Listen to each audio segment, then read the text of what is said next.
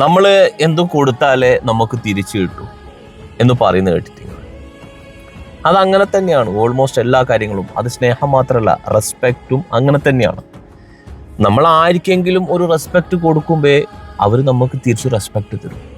നമ്മുടെ അടുത്ത് ഒരുപാട് കാശുണ്ട്, നമ്മൾ ഭയങ്കര വലിയ ആൾക്കാരാണ് ഒന്നും പറഞ്ഞിട്ടൊന്നും കാര്യമില്ല. നമ്മൾ റെസ്പെക്റ്റ് ആയിരിക്കും കൊടുക്കുന്നുണ്ട്, അവർ നമുക്ക് റെസ്പെക്റ്റ് തിരിച്ചു തരും. നമ്മൾ ഒരാളെ പോയിട്ട് അങ്ങ് ഉപദേശിക്കുക, നമ്മളൊരാളെ പോയിട്ട് അങ്ങ് പറയുക അത് ചെയ് ഇത് ചെയ് ഇങ്ങനെ ചെയ്യുന്നെല്ലാം പറയുമ്പോൾ നമ്മൾ ആദ്യം നമ്മളിലേക്കൊന്ന് ചിന്തിക്കണം, ഒന്ന് നോക്കണം, ഇതൊക്കെ പറയാൻ വേണ്ടിയിട്ട് നമുക്ക് അർഹതയുണ്ടോ, നമ്മൾ ഈ പറയുന്നതൊക്കെ നമ്മളും ഫോളോ ചെയ്യുന്ന ആളാണോന്ന് നോക്കണം, അല്ലേ? ആരെങ്കിലുമൊക്കെ അങ്ങ് ഉപദേശിക്കുന്നതിന് മുമ്പ് ചിന്തിക്കേണ്ട കാര്യമാണ് അത്. അല്ലാണ്ട് നമുക്കെന്തും ചെയ്യാം, മറ്റുള്ളവർക്കൊന്നും ചെയ്തുകൂടാ, അങ്ങനെയില്ല.